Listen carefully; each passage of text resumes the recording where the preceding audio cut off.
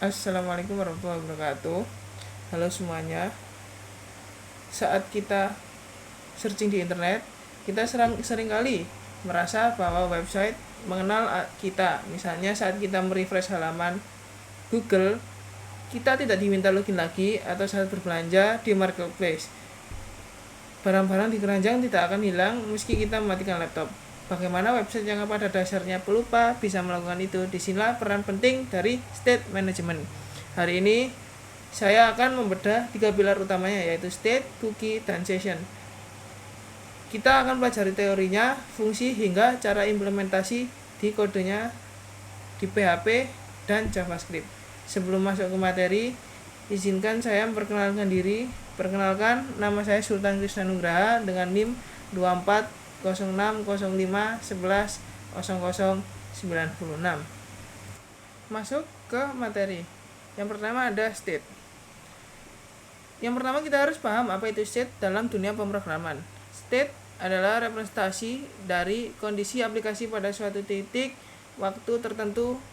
Bayangkan state sebagai ingatan jangka pendek aplikasi. Masalah utamanya adalah protokol HTTP bersifat stateless. Artinya setiap kali browser meminta data ke server, server menganggap itu adalah pertemuan pertama kali. Server tidak tahu apakah kamu orang yang sama yang baru saja mengakses halaman sebelumnya. Oleh karena itu, kita butuh mekanisme untuk menyimpan state agar aplikasi menjadi stateful, aplikasi yang punya konteks dan bisa mengingat interaksi sebelumnya. Lanjut ke fungsi dan kegunaan. State memiliki fungsi menyimpan preferensi pengguna seperti tema, gelap atau terang, melacak aktivitas pengguna seperti item dalam keranjang belanja, menjaga status autentikasi apakah user sudah login ataupun belum. Contoh kegunaan: saat membuka toko online dan memasukkan barang ke keranjang lalu berpindah ke halaman pembayaran, sistem tetap tahu apa yang kamu beli. Itulah fungsi pengelolaan state. Berikutnya kita masuk ke cookie. Cookie adalah file teks berukuran kecil maksimal 4 KB yang dikirimkan oleh server dan disimpan di browser atau di sisi klien setiap kali browser meminta halaman ke server yang sama. Browser akan otomatis melampirkan cookie tersebut. Fungsi utama cookie yakni ada tracking, melacak perilaku user untuk keperluan analitik atau iklan. Kedua ada personalization, yakni mengingat preferensi seperti dark mode atau bahasa. Selanjutnya ada session identification, yakni menyimpan ID unik untuk menghubungkan browser dengan session di server. Berikutnya ada contoh script cookie. Di sini ada membuat cookie, yaitu nama, nilai, kedaluarsa dalam 1 jam, yaitu set cookie, username Budi Saputra, time per 3600. Mengambil cookie yaitu if set cookie username equal hello cookie username. Berikutnya ada menghapus cookie setelah rentang waktu tersebut, yaitu dengan set cookie username. Di PHP, untuk di PHP kita menggunakan fungsi set cookie, yaitu parameter paling penting adalah nama, nilai, dan waktu kedaluarsa. Jika waktu kedaluarsa tidak diatur, cookie akan hilang saat browser ditutup.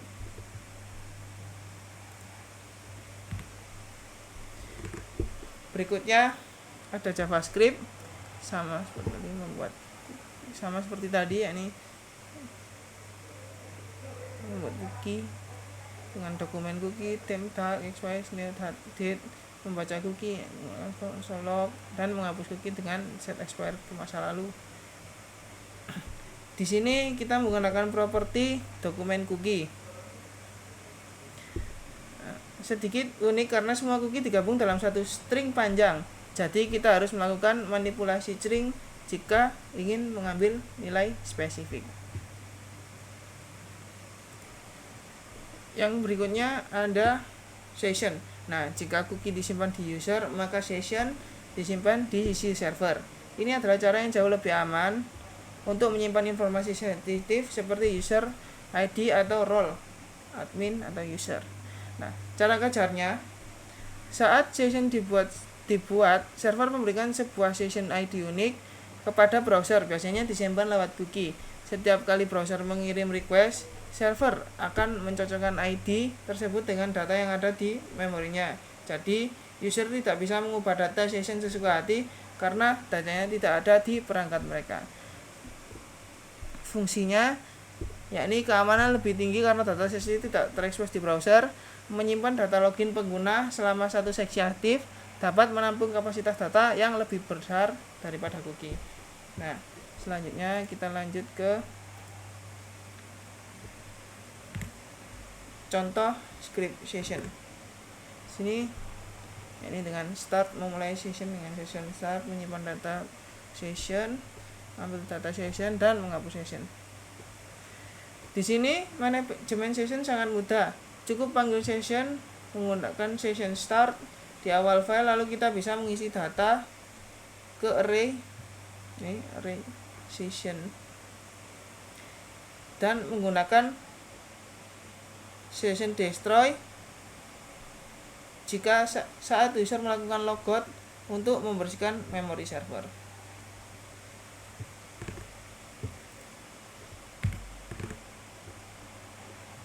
Nah,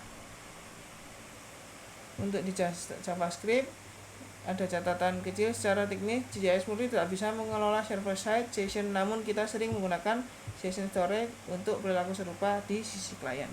Sini sama, menyimpan data, session storage, mengambil data let status, menghapus data tertentu dan memberikan semua data sesi. Nah, di sini karena JS berjalan di sisi klien, kita tidak bisa mengelola server session secara langsung, namun kita punya session storage. Ini mirip seperti cookie, tapi hanya bertahan selama tab browser terbuka.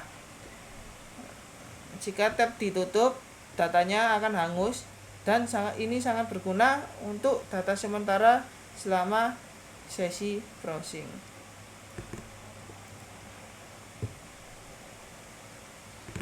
Berikutnya kita masuk ke kesimpulan. Nah, kesimpulannya adalah fitur untuk lokasi simpan cookie berada di browser atau klien, dan untuk session di server. Untuk keamanan, cookie sendiri memiliki keamanan yang rendah, bisa dimodifikasi user, sedangkan session memiliki keamanan yang tinggi, hanya bisa diakses oleh server. Nah, untuk kapasitas, cookie sendiri terbatas, yakni sekitar 4 KB. Untuk session tergantung memori server. Untuk kedaluarsa, cookie ini bisa diatur manual, sedangkan session biasanya saat browser ditutup. Nah, jadi kapan kita pakai cookie dan kapan kita pakai session? Pakai cookie untuk data yang tidak sensitif dan butuh jangka waktu lama, seperti preferensi tema.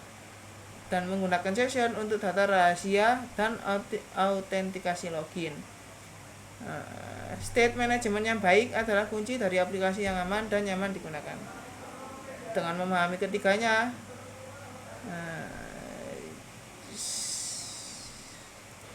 kita sudah siap untuk membangun web yang lebih cerdas dan interaktif.